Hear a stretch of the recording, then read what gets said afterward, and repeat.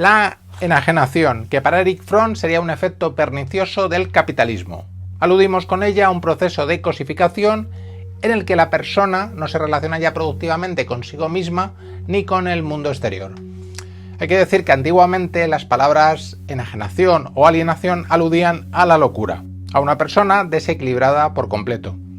Pero ya Marx y Engels, en el siglo XIX, usaron estas palabras con otro sentido, no aludiendo ya a la locura, sino a un estado en el que la persona actúa razonablemente en asuntos prácticos, pero constituiría una desviación socialmente moldeada, en la que los propios actos del individuo se han convertido en una fuerza extraña que actúa contra él y sobre él, en vez de ser gobernada por él. Pero Fromm nos recuerda una acepción mucho más antigua, referida en el Antiguo Testamento con el nombre de idolatría.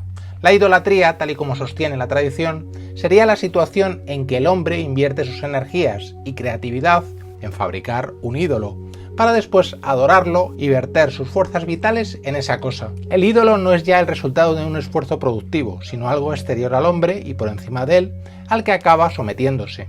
La enajenación es el ídolo como representación de las fuerzas vitales del hombre. Todas las religiones desembocan en este proceso de idolatría que explica Fromm. El hombre proyecta sus capacidades en la deidad y no las siente ya como suyas en un proceso de difícil reversión. Toda subordinación puede considerarse un acto de enajenación e idolatría. Pero por supuesto, la idolatría no se produce solo en el plano sobrenatural. Tantas veces el objeto de adoración es una persona, en el terreno personal, en el amor, de ahí la famosa obra de Fromm, El arte de amar. En el terreno sociopolítico, el objeto de adoración puede ser el jefe de Estado.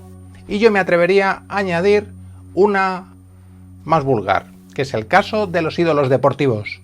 En estos casos, el ser alienado proyecta todo su sentimiento, su fuerza y su pensamiento en la otra persona, sintiéndola como un superior. No se concibe al otro ni a sí mismo como un ser humano en su realidad, y se ve al superior como portador de potencias humanas productivas. En la teoría de Rousseau y en el totalitarismo posterior, el individuo renuncia a todos sus derechos y los proyecta en el Estado como único árbitro. Se rinde culto, en plena enajenación, a alguna clase de ídolo, Estado, clase, partido, grupo. También puede hablarse de enajenación e idolatría no solo en relación a los demás, sino en relación a uno mismo.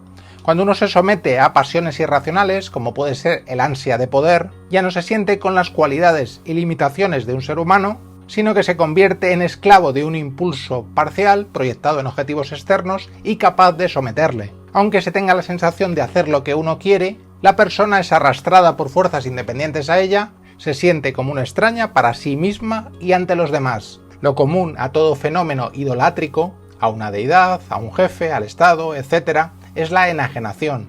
El hombre no es ya un portador activo de sus propias capacidades y riqueza, sino una cosa reducida, dependiente de poderes externos en los que ha proyectado su fuerza vital. Fromm insiste en que la enajenación forma parte de la historia de la humanidad, aunque difiera de una cultura a otra en su especificidad y en su amplitud. En la sociedad moderna, todas las cosas que el hombre ha creado han acabado situándose por encima de él, y no es ya el creador y el centro de las mismas, sino su servidor.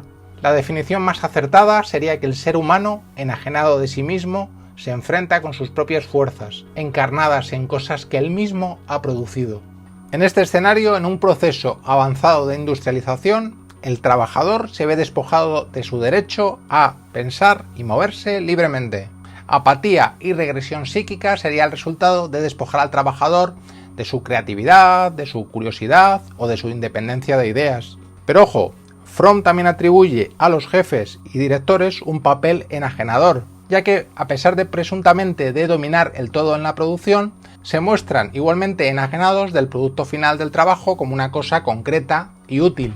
Director y obrero tratan con monstruos impersonales, un descomunal gobierno político y o económico que determinan sus actividades. El fenómeno más significativo de una cultura enajenada es el de la burocratización. Los burócratas políticos o económicos se relacionan de modo impersonal con las personas, las manipulan como si fueran cifras o cosas. Los directores al servicio de la burocracia son inevitables en un contexto en el que el individuo se enfrenta a una vasta organización y a una extrema división del trabajo que le impiden observar el conjunto y cooperar de forma espontánea y orgánica con sus semejantes. Antiguamente los jefes fundaban su autoridad en un orden divino, En el capitalismo moderno, el papel de los burócratas se considera sagrado al escapársele al individuo singular el funcionamiento de las cosas. Por supuesto, la exacerbación de esta situación de burocratización se dio sobre todo en los estados totalitarios, pero sigue permaneciendo en gran medida en nuestros estados liberal-democráticos, así como en el mundo de los negocios del capitalismo. Por muy libre que se considere uno en determinada situación personal, como es el caso de los pequeños propietarios, para Fromm se sigue permaneciendo en un mundo enajenado en los aspectos económicos y sociopolíticos a nivel general. Seguiré indagando en próximos vídeos en el pensamiento del bueno de Erich Fromm. Hasta muy pronto.